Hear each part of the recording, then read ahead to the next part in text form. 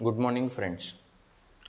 Now we are going to see the chapter number 4, the United Nations. Very important chapter. हे खूप important chapter आहे. United nation ही एक संस्था आहे. It is a international organization. ही काय एक इंटरनॅशनल ऑर्गनायझेशन आहे. आता कोणतीही संस्था जेव्हा आपण एस्टॅब्लिश करतो किंवा स्थापन करतो तर त्याच्या मागे काहीतरी उद्दिष्ट असतं. ओके, काहीतरी मोठं असतो, एम असतं, तरच ती संस्था काय केली जाते, स्थापन केली जाते. तर ही संस्था स्थापन करण्यामागचं कारण काय होतं, तर इंटरनॅशनल लेवलला दोन कंट्रीजमध्ये काय पीस, शांतता निर्माण व्हावी याच्यासाठी म्हणून निर्माण केली गेलेली ही काय एक संस्था आहे. ओके, तर चला आपण बघूया द युनायटेड नेशन्स. मग सगळ्यात महत्त्वाचं आणि पहिला क्वेश्चन म्हणजे की why this organisation was established. Okay, ही ऑर्गनायझेशन का एस्टॅब्लिश केली गेली, तर ही ऑर्गनायझेशन एस्टॅब्लिश केली गेली to ensure the peace and security. Okay, जागतिक लेवलला, इंटरनॅशनल लेवलला शांतता आणि सुरक्षितता ही मेंटेन व्हावी याच्यासाठी म्हणून ही संस्था काय केली गेली, एस्टॅब्लिश केली गेली. आता काय रे शांतता आणि सुव्यवस्था, काय काय भानगड आहे ही, तर बघा कोणतेही देश आजूबाजूला असतात. फॉर एक्झाम्पल आपल्या इंडियाचं जर एक्झाम्पल घेतलं तर हा आपला इंडिया आहे. ओके, आणि आपल्या इंडियाच्या शेजारी काय आहे, हा पाकिस्तान आहे.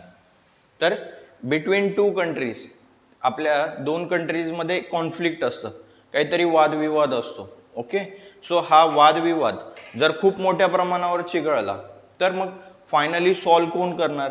भारतामध्ये सुप्रीम कोर्ट आहे, सेम सुप्रीम कोर्ट पाकिस्तानमध्ये सुद्धा आहे. जर भारताच्या सुप्रीम कोर्टामध्ये ही केस टाकली तर ते सुप्रीम कोर्ट कोणाच्या बाजूने निकाल देईल, ऑफकोर्स भारताच्या बाजूने निकाल देईल. आणि तेच जर पाकिस्तानच्या सुप्रीम कोर्टामध्ये जर केस गेली तर ते कोणाच्या बाजूने निकाल लावतील, ऑफकोर्स पाकिस्तानच्या बाजूने निकाल लावतील. ओके, सो असं होऊ नये म्हणून, आणि जर दोन देशांमध्ये वादविवाद पण झाले तर ते शांततेने कुठेतरी सॉल्व्ह व्हावे यासाठी म्हणून काय, तर युनायटेड नेशनची स्थापना केली गेली. आता त्याच्या मागे 2-3 उद्दिष्ट आहेत. ही ऑर्गनायझेशन स्थापन करण्यामागे 2-3 उद्दिष्ट आहेत. ती उद्दिष्ट आपण हळूहळू बघूया.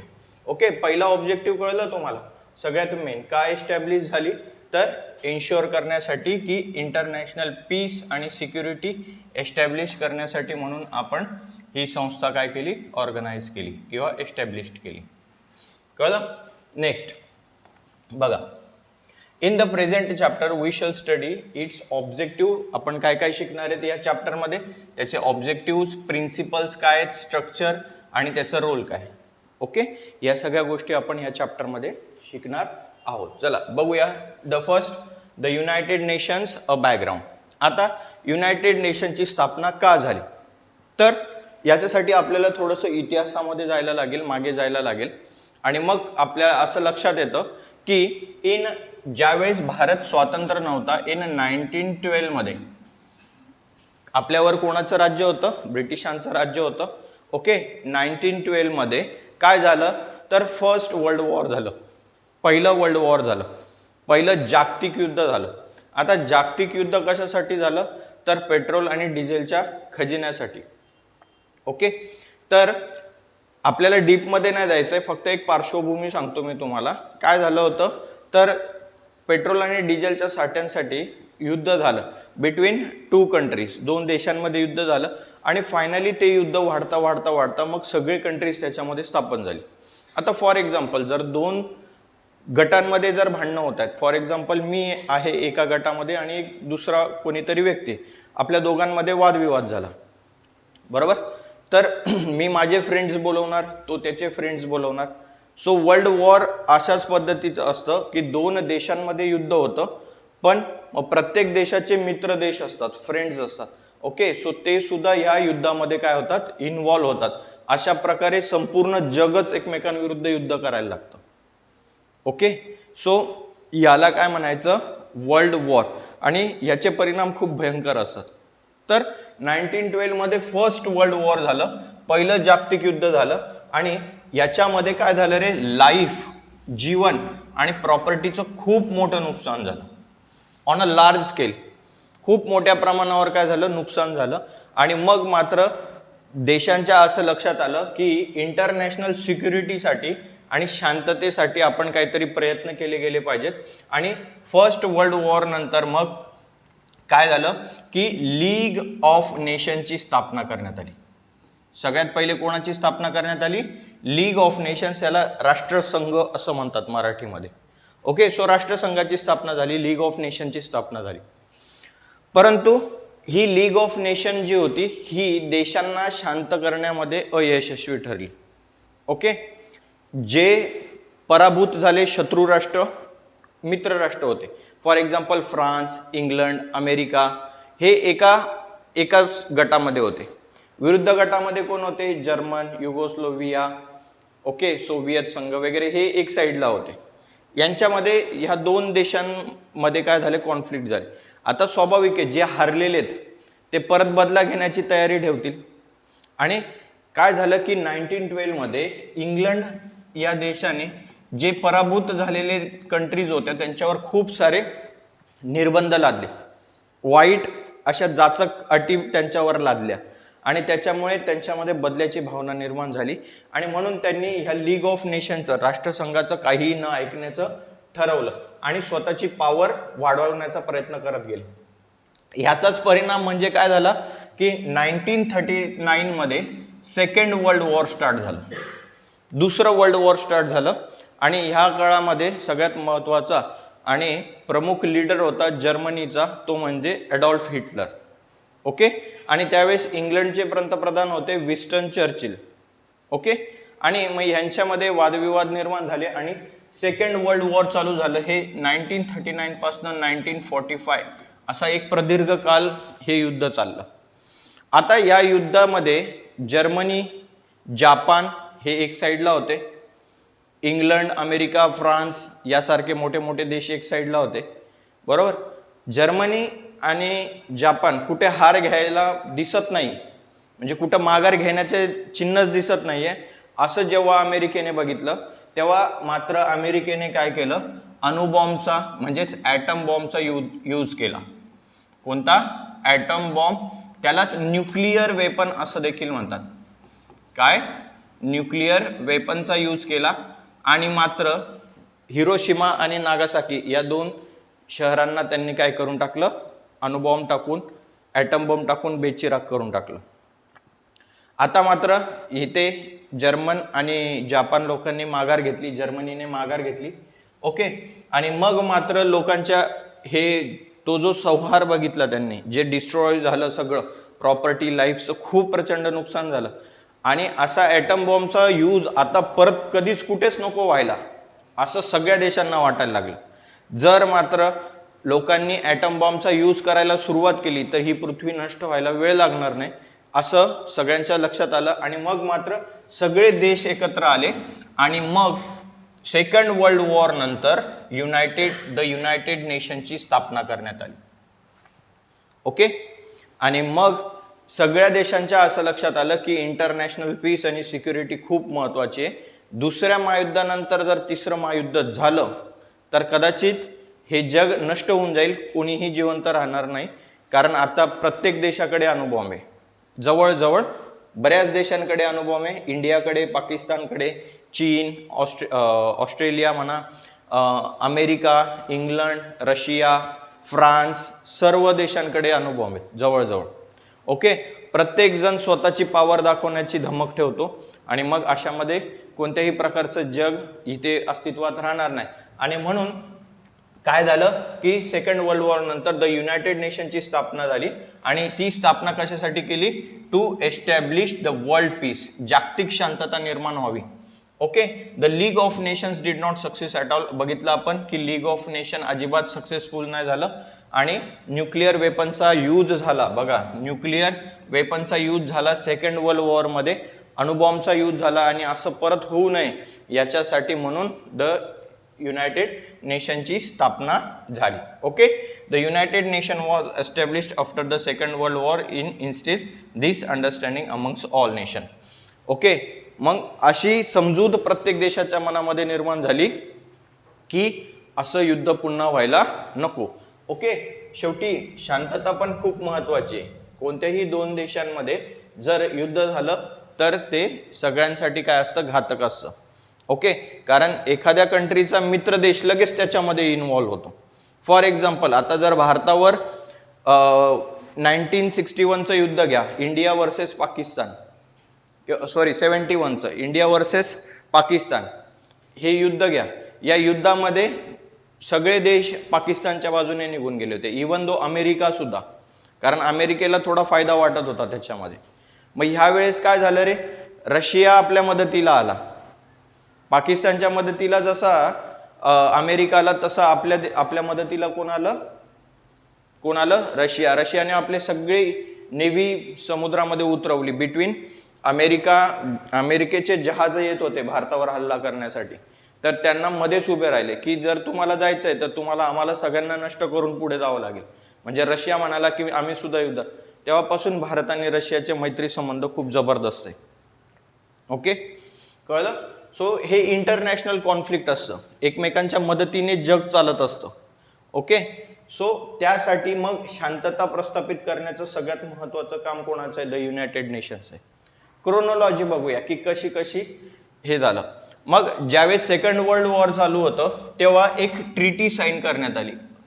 ती कोणती आहे रे, द अटलांटिक ट्रिटी. महत्वाची आहे, एक्झाममध्ये विचारलं जाईल फिल इन द ब्लँक्समध्ये. द अटलांटिक ट्रिटी कोणत्या दोन देशांमध्ये झाली रे, तर बघा प्राईम मिनिस्टर कोणाचे, इंग्लंड आणि अमेरिका, या दोन देशांमध्ये ही ट्रिटी साईन झाली. ओके, तर प्राईम मिनिस्टर ऑफ इंग्लंड कोण होते, विन्स्टन चर्चिल, आणि अमेरिकन प्रेसिडेंट कोण, फ्रँकलिन डी रुझवेल्ट. यांच्यामध्ये सेकंड वर्ल्ड वॉर चालू असतानाच काय चालू झालं रे, वाटाघाटी निर्माण झाल्या. ओके, एक ट्रिटी साईन झाली, तिचं नाव काय, द अटलांटिक ट्रिटी. आणि जसं सेकंड वर्ल्ड वॉर संपलं, ओके सॉरी, अटलांटिक ट्रिटी कधी साईन झाली, 14 ऑगस्ट 1941 मध्ये. ओके, अशा पद्धतीने का ट्रिटी झाली रे, according to this treaty a decision was taken to set up a permanent mechanism to establish international security after the second world war was over. एक decision घेण्यात आला तिथे. काय डिसिजन घेतला की एक परमनंट मेकॅनिझम घेतलं पाहिजे, कशासाठी, इंटरनॅशनल सिक्युरिटीसाठी एक काहीतरी सोल्युशन काढलं पाहिजे. आणि ते सोल्युशन काय होतं, तर द युनायटेड नेशन ही संस्था, हे त्यामागचं काय होतं, सोल्युशन होतं. आणि मग अशा पद्धतीने युद्ध संपल्यावर काय करावं लागेल, आपल्याला एक संस्था स्थापन करावी लागेल. आणि अशानुसार एक संस्था स्थापन केली गेली, कधी, ऑन 24 ऑक्टोबर 1945 मध्ये. एक चार्टर, सनद, चार्टरला मराठीमध्ये काय म्हणतात, एक सनद म्हणजे रूल्स म्हणा तुम्ही, इन शॉर्ट मध्ये चार्टरला काय म्हणा, रूल्स. एक रूल्स प्रोटोकॉल्स साईन केला गेला की अशा प्रकारे ही संस्था असेल, त्याच्यामध्ये असे असे ऑर्गनायझेशन्स असतील आणि प्रत्येक डिपार्टमेंट असं असं काम करेल. यासारख्या यासारखे त्यांनी एक काय तयार केला, चार्टर तयार केले, rules and regulation. And every country who is the member of that United nations follow all that rules and regulations. जे युनायटेड नेशनचे सदस्य देश असतील, या सगळ्यांनी ते रूल्स आणि रेग्युलेशन्स तुम्हाला काय करावे लागतील, फॉलो करावेच लागतील. आणि समजा युनायटेड नेशनमध्ये, या युनायटेड नेशनचा एखादा सदस्य देश आहे आणि त्याच्यावर जर एखाद्या देशाने काहीतरी हल्ला केला, तर उरलेले सदस्य या देशाची काय करतील, संरक्षण करतील, मदत करतील. जस्ट रिसेंटली अफगाणिस्तान आणि अमेरिका कॉन्फ्लिक्ट तुम्हाला माहिती आहे. ओके, अफगाणिस्तानमध्ये खूप मोठ्या प्रमाणावर टेररिझम चालू होतं. सो त्याच्या प्रोटेक्शनसाठी युनायटेड नेशनने सहभाग घेतला. जवळजवळ 20 वर्ष युनायटेड नेशनचं सैनिक तिथे होतं अफगाणिस्तानमध्ये. पूर्ण तिथे त्यांनी डेमोक्रेसी एस्टॅब्लिश केली, लोकशाही संस्था स्थापन केली, लोकशाही तिथे चांगली डेव्हलपमेंट करून दिली. आणि मग नंतर ते अमेरिकेने त्याचं सैन्य काढून घेतलं फायनली, युनायटेड नेशन्सने. ओके, सो अशा पद्धतीने काय केलं गेलं, युनायटेड नेशनची स्थापना केली गेली. कधी स्थापना केली गेली रे, जेव्हा सेकंड वर्ल्ड वॉर संपलं, कधी, 24 ऑक्टोबर 1945 मध्ये. ओके, ही एक इंटरनॅशनल ऑर्गनायझेशन आहे, हे पक्क डोक्यामध्ये लक्षात ठेवा. युनायटेड नेशन्स ही काय आहे? इंटरनॅशनल ऑर्गनायझेशन आहे. इंटरनॅशनल ऑर्गनायझेशन आहे, बरोबर. म्हणजे फक्त भारतापुरता मर्यादित आहे का? फक्त भारतापुरता मर्यादित आहे का? नाही. Okay, international. कळलं तुम्हाला? Yes or no? Yes. Next आता बघूया the objective of the United nations. United नेशन्सचे ऑब्जेक्टिव्ह काय होते, का एस्टॅब्लिश केली आणि कोणकोणत्या प्रकारे आहे, ती संस्था कशी चालते हे बघूया आपण. ठीक आहे. आता ही जी युनायटेड नेशन ही जगातली लार्जेस्ट ऑर्गनायझेशन आहे, सगळ्यात मोठी ऑर्गनायझेशन आहे. याच्यापेक्षा मोठी ऑर्गनायझेशन जगामध्ये नाही इंटरनॅशनल लेवलला. Okay, so United Nation is the world's largest international organisation. सुरुवातीला जेव्हा ही संस्था एस्टॅब्लिश झाली, at that time there were 50 countries were the members of the United Nations. जेव्हा ती संस्था स्थापन झाली तेव्हा त्याचे किती सदस्य देश होते? 50. 50 काय होते? मेंबर्स होते. ओके, नाउ टुडे आता त्याचे किती सदस्य देश आहेत? 193. ऑलमोस्ट सगळे देश. ऑलमोस्ट म्हणजे किती राहिले रे? फक्त 3 कंट्रीज राहिले. वर्ल्डमध्ये टोटल किती कंट्रीज आहेत? 196 कंट्रीज आहेत. त्यापैकी 193 तर पार्ट आहेत युनायटेड नेशन्सच्या. मग राहिले कोणते? 3. तेही एकदम गरीब देश, जे कधीच कोणाच्या घेण्यात नाही आणि देण्यात नाही. सो असे देश आहेत, तर त्यांच्यापासून काही जगाला धोका नाही आहे. सो जगातले सगळ्यात महत्त्वाचे सगळे कंट्रीज ह्या ठिकाणी आहेत. 193 मेंबर्स आहेत. तर तुम्हाला क्वेश्चन विचारला जाऊ शकतो की when the United Nations was establish there were how many members in that United Nations. Okay, किती मेंबर्स होते? 50. केव्हा? जेव्हा एस्टॅब्लिश झाली तेव्हा. आणि आता नाऊ डेजमध्ये किती आहे? 193 मेंबर्स आहेत. All these members nations come together on a platform of the United Nation. The United Nation has its own definite objectives. United Nationचे स्वतःचे ऑब्जेक्टिव्ह आहेत, काही तत्व आहेत.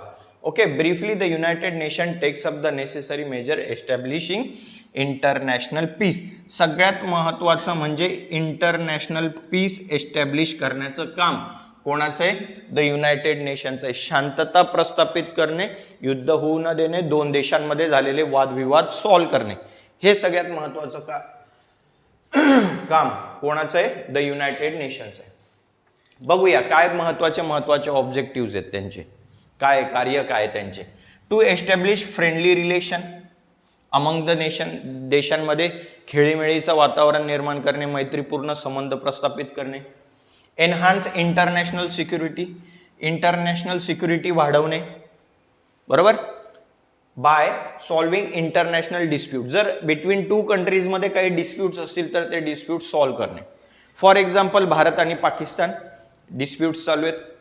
ओके, प्रदीर्घ काळापासून चालू आहे. कधी? 1947 पासून चालू आहेत. 1947 to 1948 मध्ये फर्स्ट वॉर झालं between India and Pakistan on a issue of Kashmir. काश्मीरच्या मुद्द्यावरनं दोघांमध्ये वादविवाद झाले.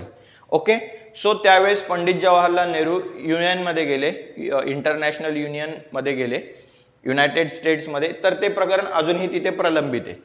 ओके, बराच मोठा मुद्दा आहे तो, कधीतरी आपण चर्चा करूया. ठीक आहे. त्याच्यानंतर आता रिसेंटली एक वाद चालू होता between Russia and Ukraine. Okay, very good. Russia आणि युक्रेनमध्ये वादविवाद चालू आहे. सो तो सुद्धा मुद्दा कशामध्ये प्रलंबित आहे? युनायटेड नेशन्समध्ये. ओके, यासारखे बरेचसे पाकिस्तान, अफगाणिस्तान, ऑस्ट्रेलिया, न्यूझीलंड, बऱ्याचशा कंट्रीजमध्ये काय आहे? कॉन्फ्लिक्ट्स असतात, वादविवाद असतात. शेजारी आले म्हणजे भांडणं आलीच, बरोबर. तर बरेचसे मुद्दे युनायटेड नेशन्समध्ये जातात आणि मग तिथे काय केलं जातं? त्या इंटरनॅशनल डिस्प्यूट्सवर काय केलं जातं? तोडगा काढला जातो काहीतरी. To safeguard or foster human rights and freedom. बघा, सगळ्यात महत्त्वाचं म्हणजे ह्युमन राईट्स आणि फ्रीडम, स्वातंत्र्य, याच्यावर काय केलं जातं? चर्चा केली जाते. आणि त्यांच्या सुरक्षिततेसाठी महत्त्वाचे प्रयत्न केले जातात. राईट, लक्षामध्ये. Along with these the United Nation also aim enhancing the economic corporation at the international level. बघा, इकॉनॉमिक कॉर्पोरेशन, आर्थिक सहसंबंध सुद्धा जोपासले जातात दोन देशांमध्ये. फॉर एक्झाम्पल, काहीतरी मोठं डिझास्टर झालं, ओके, काहीतरी एखादं संकट आलं, भूकंप वगैरे झाला, काही झालं, तर त्या देशांना आर्थिक मदत करणे. एखाद्या देशाची अर्थव्यवस्था कोसळली, फॉर एक्झाम्पल रिसेंटली एक्झाम्पल बघितलं होतं आपण श्रीलंका. श्रीलंकामध्ये इकॉनॉमिक क्रायसिस निर्माण झाली, त्यांची अर्थव्यवस्था पूर्णपणे ढासळली, बरोबर. तर मग त्यावेळेस त्यांना कोणी उभारण्यासाठी कोण मदत करतं? युनायटेड नेशन त्यांना काय करते? मदत करते, त्या देशाला परत रिएस्टॅब्लिश करण्यासाठी, ऑन इकॉनॉमिकल क्रायसिसमधनं त्यांना बाहेर काढण्यासाठी. कळलं? कळतंय तुम्हाला? All member countries are bound by the duty to respect the diplomatic privilege of sovereign nations, not to attack other countries and abide by the international law and treaties. सगळ्यात महत्वाचा मुद्दा अजून एक, की जे सगळे मेंबर्स असतात, आपण बघितले टोटल 193 मेंबर्स आहेत. So all these members are bound together by a treaty by the United nations. United नेशन्सने ही बांधली गेलेली आहेत, ओके. म्हणजे ज्याही वेळेस तुम्हाला त्या युनायटेड नेशनचा सदस्य व्हायचं आहे, तुम्हाला काही प्रोटोकॉल्स फॉलो करावे लागतात. एक ट्रीटी साईन करावी लागते की आम्ही कोणत्याही देशावर हल्ला करणार नाहीत, डायरेक्ट अँड इनडायरेक्ट, ओके. आणि तुमचे सगळे प्रोटोकॉल आम्ही काय करू? फॉलो करू. आता अर्थात एवढी मोठी जर नेशन आहे तर सगळ्यांना ते प्रोटोकॉल फॉलो करणं काय आहे? इम्पॉर्टंट आहे. आम्ही directly not to attack other countries, आम्ही कोणत्याही कंट्रीवर अटॅक करणार नाही. आणि सोव्हिरियन कंट्री म्हणजे सार्वभौम देशाचं आम्ही काय करू? पालन करू, ओके. अशा पद्धतीचं हे सगळं आहे. The United nations is an organization created by the coming together of the sovereign nation. Naturally it is based on the certain principle or rules. त्याच्यावर काही प्रिन्सिपल्स आहेत, रूल्स आहेत. They briefly stated as follows. काही principles आणि rules आहेत. आता ही काही एकटी ऑर्गनायझेशन आहे का? ती समजा मी एखादी ऑर्गनायझेशन स्थापन केली आणि सांगितलं की तुम्हाला सगळ्यांना ती फॉलो करावी लागेल याचे रूल्स अँड रेग्युलेशन. तुम्ही म्हणाल काय गरज आहे, तू स्थापन केली, तू बघ, आम्ही काय, आम्हाला काय घेणं देणं आहे. पण जर तेच आपण सर्वांनी मिळून ती ऑर्गनायझेशन स्थापन केली, मग मात्र सगळ्यांना ते रूल्स अँड रेग्युलेशन्स फॉलो करणं गरजेचं आहे. ते फॉलो करावेच लागणार आहेत तुम्हाला, कारण तुमच्या सगळ्यांचा सहभाग आहे त्याच्यामुळे. सिमिलर फॅक्ट इथे की ही ऑर्गनायझेशन जी आहे युनायटेड नेशन, ही सर्व कंट्रीजने मिळून एस्टॅब्लिश केली आहे. सो सगळ्यांना ते रूल्स अँड रेग्युलेशन्स फॉलो करणं काय आहे?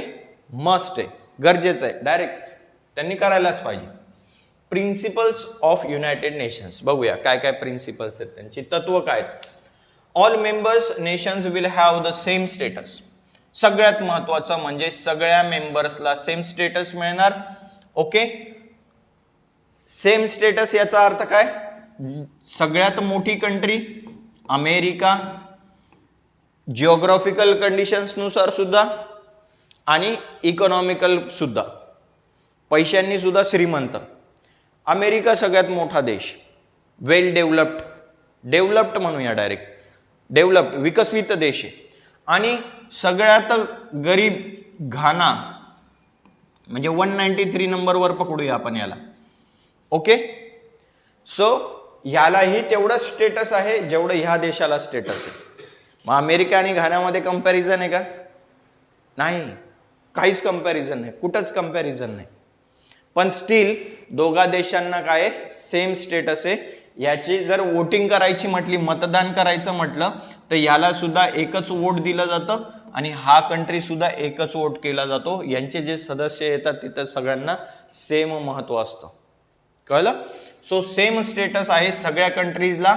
इथे कोणत्याही प्रकारचं डिस्क्रिमिनेशन नाही, भेदभाव नाही.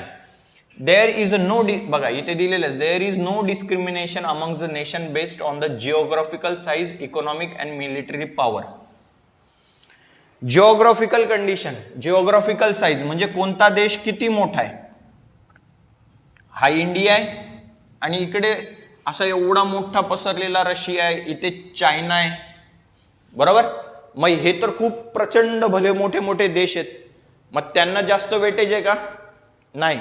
भारताला पण तेवढं स्थान आहे जेवढं चीनला आहे, जेवढं रशियाला आहे. सेकंड काय, इकॉनॉमिक, पैशांच्या दृष्टीने अमेरिका तर खूपच श्रीमंत आहे, मग त्यांना खूप जास्त डिमांड असेल का? अमेरिकेने जे सांगितलं ते फायनल होईल का? नाही. ओके. मिलिटरी पॉवर नुसार अमेरिका आहे, चीन आहे, इंडिया आहे, रशिया आहे, बरोबर. रशियाची सगळ्यात जास्त पॉवर आहे मोठी मिलिटरी पॉवर. मग रशियाचं सगळं ऐकणार का? नाही. कोणत्याही प्रकारचा भेदभाव नाही. मग असं होईल का घानासारखा छोटा देश आहे, मग त्याच्यावर सगळे निर्बंध लादले जातील की नाही तू असं केलं पाहिजे, तू तसं केलं पाहिजे, आमचं कॉन्ट्रीब्युशन कमी, तुझं कॉन्ट्रीब्युशन जास्त, असं असेल का? नाही. सगळ्यांना ते रूल्स काय करावे लागतील? फॉलो करावे लागतील.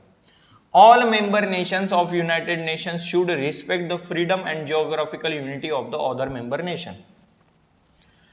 मग युनायटेड नेशन्स मध्ये जेवढे सगळे मेंबर्स आहेत, मेंबर देश आहेत, यांना युनायटेड नेशनची रिस्पेक्ट करावी लागेल किंवा त्यांना फ्रीडम असेल, सगळ्यांना स्वातंत्र्य असेल, कोणताच देश कोणत्याच देशावर काय करणार नाही, निर्बंध लादणार नाही.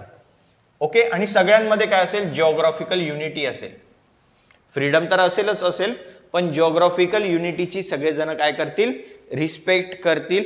म्हणजेच पाकिस्तानने भारताचा भाग असलेल्या जम्मू काश्मीरवर अटॅक करू शकतो का? नाही. जम्मू काश्मीरवर ते आपला हक्क दाखवू शकतात का? नाही. तसंच चीनने सुद्धा आपल्या एका भागावर काय सांगितलेलं आहे? हक्क सांगितलेला आहे, बरोबर. लेह लडाख मधला एक भाग आहे, तो भाग त्यांनी कॅप्चर केलेला आहे. ओके. अर्थात असं नाहीये की सगळेच रूल्स अँड रेग्युलेशन्स फॉलो केले जातात, काही वेळेस ते मोडले सुद्धा जातात. ओके. तो खूप मोठा इश्यू आहे, इंटरनॅशनल इश्यू येतो. ओके. प्रत्येक जण आपला अधिकार सांगतो काहीतरी गोष्टींवर. जाऊ द्या, आपल्याला तिकडे जायचं नाही. All members nations should solve their international dispute and the mutual differences by the peaceful means. सगळ्यात महत्त्वाचा मुद्दा म्हणजे काय की जे युनायटेड नेशनचे मेंबर देश आहेत, 193 कंट्रीज आहेत, जर त्यांचे अदर कोणत्या कंट्रीज बरोबर जर काही डिस्प्यूट्स निर्माण झाले, वादविवाद निर्माण झाले, तर ते कुठे येतील? एकाच मंचावर येतील. अँड दॅट मंच is nothing but the United nations मध्ये येतील आणि सांगतील सर सोहम या देशाने आमच्या देशावर हल्ला केलाय, अभिजित या देशावर हल्ला केलाय, सो तुम्ही सोहमला सांगा काहीतरी. ओके. मग युनायटेड नेशन सोहमला सांगेल हे असं करायचं नाही. पीसफुल मॅनरमध्ये, शांततेमध्ये बैठक करून, चर्चा करून तो विषय आपल्याला काय करायचा आहे? सॉल्व्ह करायचा आहे, सॉर्ट आउट करायचा आहे. तिथे युद्ध करत बसेल का मी सोहम बरोबर? नाही. युद्ध नाही, युद्ध वॉर्स तर टाळायचं आहे ना आपल्याला. युनायटेड नेशन स्थापन करण्यामागचं मेन उद्देश काय की युद्ध टाळणे. ओके.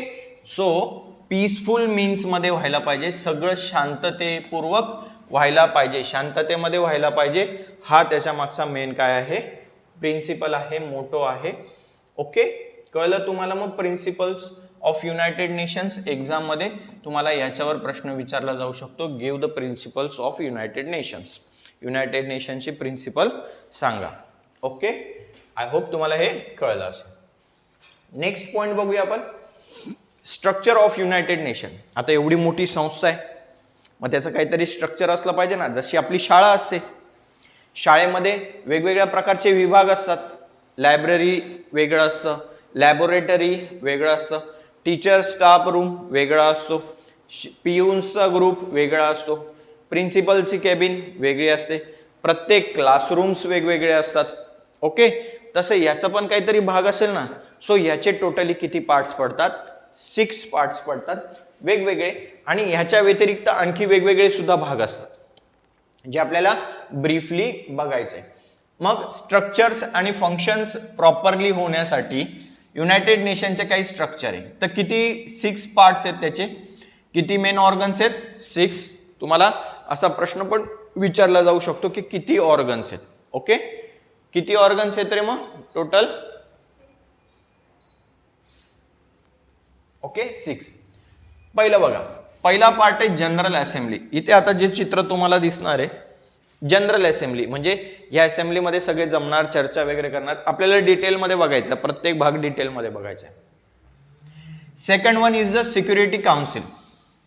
एक सुरक्षा विभाग आहे, सिक्युरिटी काउन्सिल. त्याच्यानंतर आहे economic and social council, international court of justice हे एक बघायचंय. त्याच्यानंतर ट्रस्टीशिप काउन्सिल आणि सेक्रेटरिएट. ओके, या सगळ्या गोष्टी, हे टोटल किती डिपार्टमेंट्स आहेत? टोटल 6 डिपार्टमेंट्स आहेत जे वर्किंग करतं आणि प्रॉपर फंक्शनिंगसाठी युनायटेड नेशनच्या कार्य पूर्ण करण्यासाठी त्यांना काय करतं? हातभार लावतं, मदत करतं. ओके, सो चला वन बाय वन आपण हे सगळं बघूया. सो फर्स्ट वन काय आहे तुमचं? General assembly. तुम्हाला जर काही क्वेश्चन्स असतील तर तुम्ही विचारू शकतात बरं का. आपण करू शकतो चर्चा. बघा, ही युनायटेड नेशनची काय आहे? जनरल असेंब्ली आहे, आमसभा म्हणतात तिला. काय म्हणतात? आमसभा आहे. ओके, मराठीमध्ये आमसभा म्हणतात, इंग्रजीमध्ये काय म्हणतात त्याला? General assembly. आता याचा एक प्रेसिडेंट सुद्धा असतो, आपल्याला बघायचं आहे. त्या प्रेसिडेंटला एक विशिष्ट नाव आहे, ते पण आपल्याला बघायचं आहे. आणि ह्या सगळ्या देशाचे, सगळ्या कंट्रीचे सदस्य इथे आलेले असतात. ओके, प्राईम मिनिस्टर, प्रेसिडेंट हे त्याच्यामध्ये काय करू शकतात? पार्टिसिपेट करू शकतात. ओके, महत्वाच्या मुद्द्यांवर इथे काय केली जाते? चर्चा केली जाते. आता बघा, आता हे 6 डिपार्टमेंट तर आहेतच, पण आणखी काही सब डिपार्टमेंट सुद्धा इथे आहेत. ओके, आणखी काही डिपार्टमेंट सुद्धा आहेत जे जगाच्या कल्याणासाठी, वेलफेअरसाठी काम करतात. फॉर एक्झाम्पल बघा, सगळ्यात महत्वाचं म्हणजे इंटरनॅशनल लेबर ऑर्गनायझेशन, ILO. मजदूर युनियन जशी असते, तर लेबरचे सुद्धा काही प्रोटोकॉल्स असतात, त्यांना सेफ आणि सेफ्टी रिगार्डिंग्स प्रोव्हाइड करावी लागते आपल्याला. जसं काम करताना तुम्ही बघितलं असेल, जर रोडावर काही लेबर जर काम करत असतील तर त्यांच्या अंगामध्ये जॅकेट असतं, हेल्मेट असतं, हातामध्ये ग्लोव्ज असतात, पायामध्ये शूज असतात. हे तर त्यांच्या ह्या सिक्युरिटीसाठी. पण त्याच्या जीवनाची सिक्युरिटी बद्दल काय? तर त्यांना PF देणे, त्यांच्या वेलफेअरची काळजी घेणे, त्यांना मेडिकल अलाउन्सेस आहेत का, त्यांना सुट्ट्या प्रॉपरली मिळतात का, ह्या सगळ्या प्रकारचे त्यांच्या वेलफेअरसाठी, लेबरच्या वेलफेअरसाठी काम करणारी ही ऑर्गनायझेशन आहे. पण कोणत्या लेवलला? इंटरनॅशनल लेवलला. So international labour organization. तसंच food and agriculture organization, FAO. त्याच्यानंतर काय रे? World health organization, WHO. बघा, बऱ्याचशा आता रिसेंटली जर तुम्ही कोरोना फेस केलेला आहे, त्याच्यामुळे तुम्हाला WHO बऱ्याचदा ऐकलं असेल की WHO ने असं सांगितलं, WHO ने तसं सांगितलं. वर्ल्ड हेल्थ ऑर्गनायझेशन कोणाच्या अंडर काम करतं रे? युनायटेड नेशन्सच्या अंडरमध्ये काम करतं. जगाच्या कल्याणासाठी त्यांनी सांगितलं लॉकडाऊन करा, WHO ने सांगितलं, नाही तर कोरोना पसरेल, लोकांच्या आरोग्यासाठी ते काय आहे? घातक आहे, असं कोणी सांगितलं तर WHO ने सांगितलं. नॉर्म्स फॉलो केले, प्रोटोकॉल्स सांगितले, असं करा, गरम पाणी प्या, अमुक करा, ढमुक करा, सगळे आपण फॉलो केले. कोणाच्या नुसार? WHO नुसार. जे डेलीचे जेवढ्या मृत्यू होत होत्या, हे तुम्हाला कोणाला इन्फॉर्म करावं लागत होतं? WHO ला. जगाची जर जागतिक हेल्थ जर कोण बघत असेल तर ती कोण बघतं? WHO, World health Organisation. Okay, जागतिक आरोग्य संस्था म्हणतात त्याला. त्याच्यानंतर वर्ल्ड बँक, WB. जर आता समजा अमेरिका सारखा देश आहे, पाकिस्तान सारखा देश आहे, दिवाळखोरीच्या मार्गावर आहेत. दिवाळखोर म्हणजे काय? बँकरप्ट म्हणतात त्यांना. सगळा पैसा संपून गेला त्यांच्याकडचा. मग आता त्या देशाने काय करायचं? बसून राहायचं का? त्यांच्या लोकांना मरू द्यायचं का? नाही. So at that time world bank त्यांना काय करते? हेल्प करते. टेन्शन घेऊ नका, आम्ही तुम्हाला काय करतो? लोन्स प्रोव्हाइड करतो, आमचं लोन वेळेवर फेडा. जसं तुम्हाला घर घेण्यासाठी आपल्या देशातली संस्था आहे, बँक आहे, RBI तुम्हाला काय करते? लोन प्रोव्हाइड करते. RBI देतं का? नाही. तुमच्या ज्या बँकेमध्ये अकाउंट असेल ती बँक तुम्हाला देईल. ICICI असेल, महाराष्ट्र बँक असेल, युनियन बँक असेल, SBI असेल. ओके, तसं जगात आता देशाला कोण लोन प्रोव्हाइड करेल रे? तर World Bank. Okay, International Monetary Fund कधीतरी आपण बघूया. United Nation Children's Fund, UNICEF, सगळ्यात महत्वाची संस्था युनिसेफ, खूप मोठं कार्य आहे युनिसेफचं. लहान मुलांच्या वुमेन्स अँड चाइल्ड डेव्हलपमेंटसाठी ही संस्था कार्य करत असते. स्त्रियांच्या आणि लहान मुलांच्या संरक्षणासाठी, त्यांच्या संगोपनासाठी, त्यांच्या आरोग्यासाठी काम करणारी ही संस्था आहे UNICEF. Okay, UNICEF. United nations United Nations Educational Scientific and Cultural Organisation UNESCO. UNESCO सुद्धा महत्वाची आहे, कल्चरल ऑर्गनायझेशन आहे एक. बघा, तुम्ही जर न्यूजपेपर वाचत असाल तर तुमच्या लक्षात येईल की युनेस्कोने हे जागतिक हेरिटेज म्हणून डिक्लेअर केलं. जसे 7 वॉन्डर्स आहेत आपल्याकडे, 7 वॉन्डर्स आहेत आपल्याकडे. ओके, किती वॉन्डर्स आहेत? 7. माहिती आहेत ना तुम्हाला जगामध्ये, त्यातला एक ताजमहाल आहे. सो हे कोणी डिक्लेअर केलं रे 7 वॉन्डर्स? तर युनेस्कोने डिक्लेअर केलेलं आहे. ओके, कळलं तुम्हाला? सो ह्या देखील काही संस्था आहेत ज्या कोणासाठी काम करतात? कोणासाठी काम करतात? युनायटेड नेशनसाठी आणि जगाच्या कल्याणासाठी. कळलं? आता 1 बाय 1 आपण जे 6 ऑर्गन्स बघितले होते हे पटकन बघून घ्या. पहिलं काय? General Assembly. Okay, all the members countries are the member of the general Assembly. जे सगळे 193 कंट्रीज आहेत हे काय असतात रे? मेंबर असतात कोणाचे? जनरल असेंब्लीचे. ओके, प्रत्येक देशामधनं किती सदस्य येणार आहे? एक सदस्य येतो प्रत्येक देशाला रिप्रेझेंट करण्यासाठी. The position and status of all countries whether they are rich or poor, big or small is the same. आता आपण ऑलरेडी बघितलं की इथे कोणत्याही प्रकारचं डिस्क्रिमिनेशन नसतं. सगळ्या देशांचं स्टेटस कसं असतं? सेम असतं. कोणतीच कंट्री बिग आणि स्मॉल नाहीये, रिच आणि पुअर नाहीये. कळतंय तुम्हाला? ओके, अशा पद्धतीने every year the general Assembly meets in the session from the September to December. प्रत्येक वर्षाला एक असेंब्ली होते. कोणत्या महिन्यामध्ये? सप्टेंबर टू डिसेंबर या महिन्यामध्ये काय होते? जनरल असेंब्ली भरली जाते. आणि इंटरनॅशनल लेवलचे जे प्रॉब्लेम्स आहेत, नुसतं युद्ध हाच इश्यू असतो का रे इथे? युद्ध, इंटरनॅशनल डिस्प्यूट एवढाच एक मुद्दा आहे का? 2 देशांमध्ये वादविवाद सॉल्व्ह करणे एवढाच मुद्दा आहे का? नाही. ग्लोबल वॉर्मिंग सारखे सुद्धा मुद्दे घेतले जातात. एन्व्हायरमेंटलचे इश्यूज घेतले जातात. पर्यावरण विषयक, वातावरणामध्ये तापमान वाढतंय, टेम्परेचर वाढतंय, पोल्युशन कमी करा, असा सल्ला सुद्धा इंटरनॅशनल युनियनने दिलेला आहे. द युनायटेड नेशन्सने दिलाय. अमेरिकेला सांगितलंय, चीनला सांगितलंय की CO2चं एक्सर्शन तुमच्याकडनं जास्त होतंय. मोठ्या प्रमाणात CO2 तुम्ही वातावरणामध्ये सोडतायत. सो तुमच्याकडचं CO2 कमी करा. हरित गॅसेस, ग्रीन गॅसेस माहिती आहेत ना तुम्हाला? हे ग्रीन गॅसेसचं प्रोडक्शन हे करा तुम्ही. जे पोल्युशन होतंय हे कमी करा. असा खडसावून सल्ला देण्याचं काम सुद्धा कोण करतं? युनायटेड नेशन्स करतं. Okay, during the session the general assembly discusses important issue like environment. बघा, कोणकोणत्या इश्यूवर चर्चा केली जाते रे? एन्व्हायरमेंटल, त्याच्यानंतर डिसआर्ममेंट. डिसआर्ममेंट म्हणजे काय? निशस्त्रीकरण. जेवढे कमी शस्त्र कमी करता येईल तेवढा कमी करण्याचा प्रयत्न करतं. ओके, बघा, जर आता ॲटॉमिक बॉम्ब बद्दल तुम्हाला काही इन्फॉर्मेशन असेल तर त्याचा जर तुम्हाला यूज करायचा असेल ॲटम बॉम्बचा किंवा न्यूक्लिअर वेपनचा जर यूज करायचा असेल, so for that purpose you have to take permission from the United nations. United नेशनची परमिशन घ्यावी लागते आणि जर ती परमिशन सँक्शन झाली then and only then you can use nuclear weapon, otherwise you can't. कळलं? Yes or no? Yes. Okay, the decision in the general assembly are taken by the majority. आणि असं आहे का की डिसिजन एकटा America घेऊन टाकलं, डिसिजन एकटा चीन घेऊन टाकेल, रशिया घेऊन टाकेल? नाही. सो मेजॉरिटीने डिसिजन घ्यावा लागतो. काय घ्यावा लागतो? डिसिजन मेजॉरिटीने घ्यावा लागतो डिसिजन. कळलं तुम्हाला? Next, this decision are taken in a form of resolution. आणि हा डिसिजन जो आहे रिझोल्युशनने घेतला जातो, ठराव मांडला जातो. एक काहीतरी ठराव बनवतील आणि त्याच्यावर लिहितील असा प्रकारचा आपल्याला निर्णय घ्यायचा आहे. वोटिंग करा, मतदान करा. मग याच्या बाजूने असलेले याच्यावर विरोध असणारे, जो निकाल असेल तो फायनल समजला जाईल. Thus the General Assembly only passes a resolution, it does not make laws. मग अशा पद्धतीने फक्त रिझोल्युशन्स मांडले जातात, कोणत्याही प्रकारचा लॉ बनवला जात नाही. कोणत्याही प्रकारचा लॉ बनवला जातो का? नाही, इथे कोणत्याही प्रकारचा लॉ नसतो. कळलं?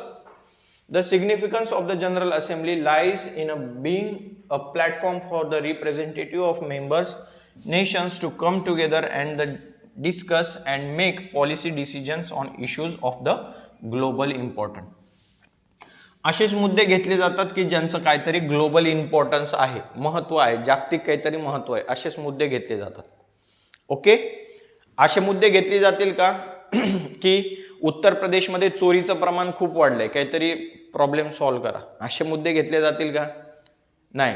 किंवा आपल्या इथे मुंबईमध्ये खूप जास्त पोल्युशन होतंय, काहीतरी निर्णय घ्या, युनायटेड नेशनमध्ये निर्णय घेतला जाईल का? नाही. जागतिक लेवलचे काहीतरी मुद्दे. आता फॉर एक्झाम्पल रशिया आणि युक्रेनमध्ये प्रॉब्लेम चालू आहेत, काहीतरी क्रायसिस आहेत, ऑइल क्रायसिस आहेत. मग त्याच्यामुळे काय होतं रे, जागतिक लेवलवर याचा परिणाम होतो का? पेट्रोल डिझेलचे भाव वाढतात. पेट्रोलचे भाव वाढले म्हणजे ट्रान्सपोर्टेशन महाग झालं, वाहतूक महाग झाली. वाहतूक महाग झाली म्हणजे तुमच्या भाजीपाला, अन्न, फूड यांचं भाव वाढतात. म्हणजे सगळ्या स्तरावर याचे काय होतात, दुष्परिणाम होतात. कळलं तुम्हाला मग हे? Okay, got it? General Assembly कळली तुम्हाला? Next, functions of the general Assembly. काय तरी फंक्शन? पहिलं बघा, to elect the non permanent member of the Security Council. आता सिक्युरिटी काउन्सिल मध्ये दोन भाग असतात, एक आहे परमनंट मेंबर्स आणि दुसरे असतात नॉन परमनंट मेंबर्स. आपण बघणार आहोत पुढे की परमनंट आणि नॉन परमनंट मेंबर्स काय असतात. तर याच्यामधले जे नॉन परमनंट मेंबर असतात त्यांचं सिलेक्शन करणे, की सिक्युरिटी काउन्सिलमध्ये किती जणांना घ्यायचं, सिक्युरिटी काउन्सिलमध्ये किती जणांना घ्यायचा. ठीक आहे, आपण त्यावेळेस बघूया, जेव्हा आपण सिक्युरिटी काउन्सिल बघू त्यावेळेस हा मुद्दा चर्चा करूया. आणखी काय फंक्शन आहे, दुसरं काय काम आहे? To choose the United nations secretary general and the जजेस of the international court of justice. Very important. General असेंब्लीचं फंक्शन, सगळ्यात महत्वाचं काम म्हणजे काय, तर सेक्रेटरी जनरलची नियुक्ती करणे. कोणाची नियुक्ती करणे? सेक्रेटरी जनरलची नियुक्ती करणे. सेक्रेटरी जनरल कोण? तर या युनायटेड नेशनचा सगळ्यात मोठा बॉस. कोण?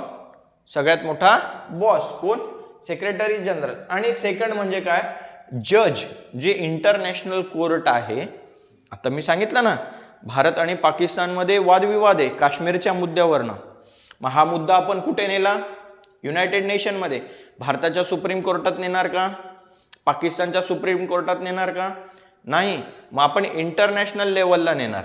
ओके, मग जो इंटरनॅशनल लेवलला आहे तर तिथे जज तर पाहिजे ना. 15 जजची काउन्सिल असते तिथे. किती? 15 जजेसची काउन्सिल असते. सो त्या 15 जजेसची अपॉइंटमेंट कोण करेल? तर ते कोण करतं? जनरल असेंब्ली करतं. कळलं? थर्ड काय, to pass the annual budget. आणि सगळ्यात महत्वाचं म्हणजे सगळ्या संस्था असतात त्यांचं एक अॅन्युअल बजेट असतं, धोरण असतं, पैशांचं धोरण, किती पैसा कुठे खर्च करायचा आहे, किती पैसा खर्च झाला, किती पैसा शिल्लक आहे, हा सगळा बजेट असतो. तर तो बजेट पास करणं हे कोणाचं काम आहे? जनरल असेंब्लीचं. कळलं? 3 मुद्दे. पहिला मुद्दा काय, नॉन परमनंट मेंबरची स्थापना करणे. Second, secretary general. Non permanent म्हणजे काय? नॉन परमनंट मेंबर म्हणजे काय? मराठीत त्याला म्हणतात अस्थायी सदस्य. अस्थायी, जे स्थायी नाहीये, परमनंट नाहीयेत असे. ओके, सेक्रेटरी जनरलची स्थापना करणे आणि जजेस ऑफ इंटरनॅशनल कोर्टची ICJ ची स्थापना करणे. आणि तिसरं महत्वाचा मुद्दा म्हणजे काय, अॅन्युअल बजेट पास करणे. हे काय आहे? कोणाचं काम आहे? जनरल असेंब्लीचं काम आहे. कळलं तुम्हाला? Yes or no? चला नेक्स्ट. आता सिक्युरिटी काउन्सिल. सिक्युरिटी काउन्सिल मध्ये किती मेंबर्स असतात रे? तर देर आर 15 मेंबर्स. 15 सदस्य असतात. कशामध्ये? सिक्युरिटी काउन्सिल मध्ये. याच्यामध्ये काही परमनंट असतात, काही नॉन परमनंट असतात. ओके, आत्ताच आपण बघितलं की काही परमनंट कंट्रीज आहेत, काही नॉन परमनंट मेंबर्स आहेत. सो परमनंट मेंबर्स किती आहेत? 5 आणि नॉन परमनंट मेंबर्स किती असतात 10. तर यांचं इलेक्शन किंवा सिलेक्शन कोण करतं रे? या नॉन परमनंट मेंबर्सचं सिलेक्शन कोण करतं? General assembly. Very good. कोण करतं? General assembly. आत्ताच तर बघितलं आपण की नॉन परमनंट मेंबरचं सिलेक्शन करणे, अपॉइंटमेंट करणे हे काम कोणाचं आहे? जनरल असेंब्लीचं आहे. तर हे जे 10 कंट्रीज मध्ये कोणाला घ्यायचं? मग भारताला घ्यायचं की पाकिस्तानला घ्यायचं? ओके. मग परमनंट मेंबर्स कोण कोण आहेत रे? तर परमनंट मेंबर्स कोण कोण आहेत? America, Russia, England, France and China. ह्या 5 कंट्रीज. इंडिया आहे का इथे परमनंट मेंबर मध्ये? नाही. आपण प्रयत्न करतो की आम्हाला सुद्धा काय करा, तुम्ही परमनंट मेंबर करा. परमनंट मेंबरचं काय काय यूज आहे रे? परमनंट आणि नॉन परमनंट काय? तर सगळ्यात महत्वाचं म्हणजे परमनंट मेंबर्सकडे वेटो पॉवर असते. कोणती पॉवर असते? विटो पॉवर. कोणती पॉवर? विटो पॉवर. मराठीमध्ये याला म्हणतात नकाराधिकार. मराठीमध्ये याला काय म्हणतात? नकाराधिकार. जर एखादं रिझोल्युशन मांडलं, एखादं ठराव मांडलं आणि सगळ्यांनी पास केलं, सगळ्या देशांनी पास केलं, पण या 5 कंट्रीमध्ये काय, या ज्या 5 कंट्रीज आहेत कोणकोणत्या रे? अमेरिका, त्याच्यानंतर रशिया, इंग्लंड, फ्रान्स आणि चायना. या 5 कंट्रीजमध्ये एखादी कंट्री म्हणाली की नाही मला मान्य नाहीये, हे काय, मला हा रिझोल्युशन मान्य नाहीये, सो ॲट दॅट टाइम काय करावं लागेल तुम्हाला? ते रिझोल्युशन बरखास्त करावं लागेल. उरलेल्या 192 मेंबर्सने हा मानलं तरी सुद्धा नाही. ही पॉवर कोणाकडे? या 5 कंट्रीजकडे. इंडियाने नाही म्हटलं तर चालेल का? नाही. आपल्याकडे विटो पॉवर नाहीये कारण आपण परमनंट मेंबर्स नाहीये. कळलं? Yes or no? अर्थात त्याचे पण काही नियम आहेत. असं नाही की चायना किंवा रशिया, फ्रान्स नाही म्हणालं तर नाही, असं नाही. काहीतरी नॉर्म्स आहेत आणखी, आपल्याला तेवढे डिटेलमध्ये नाहीये. ओके, कळलं? सो परमनंट मेंबर्स कळले 5 तुम्हाला. आणि बाकीचे 10 हे बदलत असतात. बाकीचे 10 जे मेंबर्स आहेत ते बदलत असतात, पण हे 5 मात्र कधीच बदलत नाही. बघा इथे म्हटलेलंच, दे हॅव वेटो पॉवर. त्यांच्याकडे कोणती पॉवर असते? वेटो पॉवर असते. For any decision to be taken the assent all 5 permanent members and the 4 non permanent members is necessary. जर कोणताही ठराव मांडला, म्हणजे फॉर एक्झाम्पल एखाद्या कंट्रीवर हल्ला करायचा का नाही करायचा, जसं अफगाणिस्तानची परिस्थिती होती आणि अफगाणिस्तानमध्ये टेररिझम खूप मोठ्या प्रमाणावर वाढलं होतं आणि ते टेररिझम जागतिक लेवलला सगळ्या देशांना त्रासदायक होतं. कुठेतरी हल्ला करायचे ते टेररिस्ट. सो सगळ्यांनी एक रिझोल्युशन पास केलं की आपण काय करायचं, अफगाणिस्तानवर अटॅक करायचा आणि ह्या सगळ्या टेररिझमला तिथून हाकलून लावायचं. बरोबर? असं दहशतगर्द जे आहेत त्यांना हाकलून लावायचं तिथून. असं रिझोल्युशन ते पास झालं. मग जर असं रिझोल्युशन जर तुम्ही एखादं मांडलं की एखाद्या देशावर अटॅक करायचा आहे, तर 5 परमनंट मेंबर्स त्यावर मान्य असायला पाहिजे. शिवाय जे तुमचे 10 नॉन परमनंट मेंबर आहेत, किती नॉन परमनंट अस्थायी सदस्य किती आहेत? 10. त्यापैकी 4 मेंबर्स त्याच्यावर राजी व्हायला पाहिजेत. किती मेंबर्स राजी व्हायला पाहिजेत? 4. म्हणजे हे 5 तर पाहिजेच परमनंट वाले, पण त्याच्या व्यतिरिक्त किती? 4 नॉन परमनंट मेंबर पैकी 4 लोकांनी त्याला काय दिली पाहिजे? मंजुरी दिली पाहिजे. तरच ते रिझोल्युशन काय होतं? पास होतं. सिक्युरिटी रिझोल्युशन असतं ते. कळतंय तुम्हाला? Okay, very important. Next. Okay, if even one of the 5 permanent member, बघा जर one of the 5 permanent member पैकी uses his veto that is give a negative vote, the decision cannot be taken. बघा जर ह्या 5 members पैकी कोणकोणते? America, Russia, France, China आणि कोण राहिलं रे अजून? कोण राहिलं? इंग्लंड. या 5 देशांपैकी एकाने जरी निगेटिव्ह वोट केलं तरी सुद्धा तो डिसिजन घेतला जातो का? Decision can not be taken. He power आहे ह्या 5 देशांमध्ये. कळलं? ओके. नेक्स्ट, फंक्शन काय रे सिक्युरिटी काउन्सिलचं, कार्य काय, काम काय, काय काम करतं सिक्युरिटी काउन्सिल. जसं जनरल असेंब्लीचं काम बघितलं होतं आपण, काय बघितलं होतं, 10 नॉन परमनंट मेंबर्स इलेक्ट करणे, त्याच्यानंतर सेक्रेटरी जनरलची अपॉइंटमेंट करणे, जज ऑफ इंटरनॅशनल कोर्टची अपॉइंटमेंट करणे, त्याच्यानंतर बजेट सादर करणे, ॲन्युअल बजेट सादर करणे.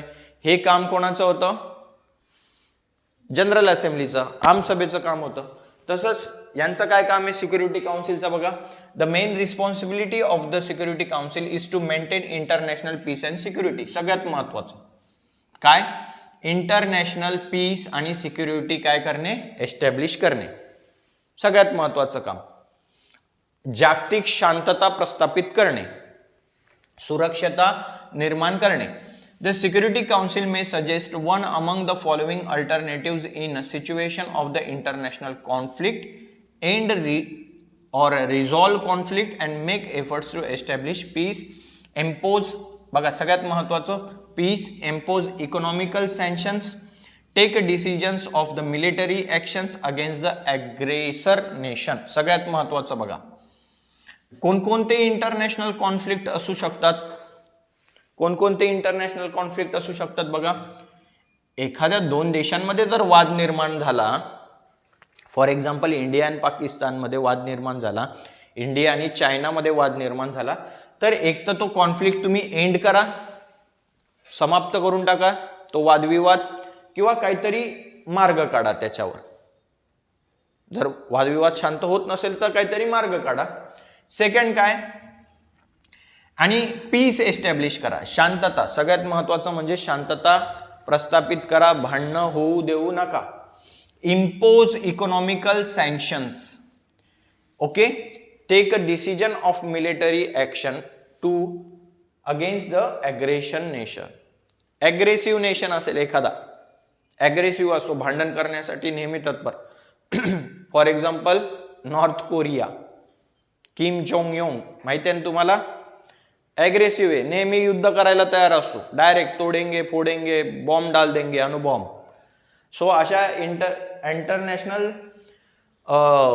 पीस, जी आंतरराष्ट्रीय शांतता आहे, ह्याला भंग करणारा जो देश आहे, ॲग्रेसर नेशन, आक्रमक देश, ह्याच्यावर कंट्रोल ठेवणे, मिलिटरी इम्पोज करणे त्याच्यावर. ओके, हे महत्वाचं काम कोणाचं आहे, सिक्युरिटी काउन्सिलचं. To prepare policies for the arm control, बघा आर्म कंट्रोलसाठी, म्हणजे आर्म म्हणजे शस्त्रास्त्र, ज्या देशांवर आहे त्यांच्यावर कंट्रोल ठेवायचा. America, Pakistan, Bharat, China, Russia, France, okay, north Korea, south Korea, सगळ्यांकडे काय आहेत रे, न्यूक्लिअर वेपन्स आहेत, अणुबॉम्ब आहेत, कंट्रोल ठेवायचा, त्याच्यावर यूज केला गेला नाही पाहिजे, वापरला नाही गेला. To play a joint role along with the General Assembly in the appointment of the judges of the International Court of Justice and the United Nations Security Council. बघा, एक जॉइंट रोल प्ले करणे, दोन कामं करायचे. काय, General Assembly, जे जजेस आहेत इंटरनॅशनल कोर्टचे, आणि युनायटेड नेशन्स सेक्रेटरी जनरल, यांचं दोघांचं काम करणे. या दोघांचं काम करणे हे कोण बघतं, सिक्युरिटी काउन्सिल. आता इंटरनॅशनल कोर्टमध्ये कोणकोणते वादविवाद असतात, एक एक्झाम्पल सांगतो आणि आपण हे लेक्चर इथे फिनिश करूया आजचं. ओके, तर तुम्हाला स्वातंत्र्यवीर विनायक दामोदर सावरकर यांचं नाव माहिती असेल, बरोबर. स्वातंत्र्यवीर विनायक दामोदर सावरकर यांनी भारतामध्ये बॅरिस्टरची पदवी घेतली आणि आणखी उच्च शिक्षणासाठी ते कुठे गेले होते, इंग्लंडला गेले, लंडनला गेले, बरोबर. त्या काळामध्ये काय झालं रे, इन 1902 मध्ये इंडियामध्ये एका अधिकाऱ्याचा खून होतो, बरोबर. जॅक्सनचा खून होतो. कोणाचा, मर्डर ऑफ जॅक्सन असा तो खटला एक. नाशिकचा कलेक्टर असतो जॅक्सन, आणि त्याच्यावर काय होतो, गोळीबार होतो, त्याला मारला जातो. तर त्या खुनाचा म्हणजे जो प्लॅन आहे हा सावरकरांनी रचला असं कोणी सांगितलं, ब्रिटिशांनी सांगितलं. आणि सावरकर, विनायक दामोदर सावरकर यांच्यावर काय केलं रे, अरेस्ट वॉरंट निघालं. ठीक आहे, त्यांना अरेस्ट करा असं ब्रिटिशांनी सांगितलं. ओके, तर मग त्यावेळेस ते कुठं होते रे, लंडनला होते, शिकण्यासाठी गेलेले. तर विक्टोरिया हे एक प्लेस आहे, कोणतं, विक्टोरिया प्लेसमध्ये त्यांना काय केलं, विक्टोरिया रेल्वे स्टेशनवर विनायक दामोदर सावरकर यांना अरेस्ट केलं. कुठे अरेस्ट झालं रे, विक्टोरिया कुठे, इंग्लंडमध्ये. कुठे, इंग्लंडमध्ये. आणि मग त्यांना तेव्हा तर त्या काळामध्ये एरोप्लेन्स वगैरे नव्हते, मग जहाजाने घेऊन यावं लागायचं. मग त्यांना खटला चालवण्यासाठी त्यांना कुठे आणलं जात होतं, इंडियामध्ये आणलं जात होतं. तर मार्सोलिस नावाची ती बोट होती, जहाज होतं. काय नाव आहे त्या जहाजाचं, मार्सोलिस. या बोटीमधनं त्यांना भारतामध्ये आणत होते. आता इंग्लंडचा समुद्र पास करून आता ते कोणत्या याच्यामध्ये आले, फ्रान्समध्ये आले. ओके, आणि मग विनायक दामोदर सावरकर यांनी काय केलं, पोलिसांना चकमा देऊन त्या बोटीमधनं डायरेक्ट उडी मारली, जहाजामधनं उडी मारली समुद्रामध्ये, आणि पोहत पोहत जात होते की वाचण्यासाठी. ओके, सो काय झालं रे, मग तिथे पुन्हा त्यांना अरेस्ट करण्यात आलं, कोणाकडनं, फ्रान्स पोलीसकडनं. मग हा काय झाला, इंटरनॅशनल डिस्प्यूट झाला. आंतरराष्ट्रीय म्हणजे आता ते कोणत्या देशाने अरेस्ट केलं, फ्रान्सने. मग इंग्लंडकडे ते सुपूर्त करतील का, नाही. मग ते मॅटर कुठे जातं, इंटरनॅशनल कोर्टमध्ये जातं. कारण इथे 2 देशांचा भाग आहे. कुठे, इंटरनॅशनल कोर्टमध्ये. आणि हे इंटरनॅशनल कोर्ट कुठे, हेग या ठिकाणी.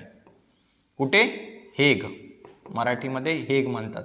हे एक ठिकाण आहे नेदरलँड्समध्ये, एक ठिकाण आहे हेग या ठिकाणी. हे इंटरनॅशनल कोर्ट आहे. हे इंटरनॅशनल कोर्ट पण कोणाचा भाग आहे, युनायटेड नेशन्सचाच भाग आहे. कळलं. नेक्स्ट, कळलं. Suggestions are being made reform the Security Council and make it more democratic. India is making effort to get permanent membership of the Security Council. So India काय करते, प्रयत्न करते कशाचा, सिक्युरिटी काउन्सिल मध्ये पार्टिसिपेट करण्याचा. Okay, so इथे आपण थांबूया. आय होप तुम्हाला हा भाग कळला असेल. जर तुम्हाला हे लेक्चर आवडलं तर लाईक करा, सबस्क्राईब करा, शेअर करा आणि आपली फॅमिली वाढवण्याचा प्रयत्न करा. थँक्यू.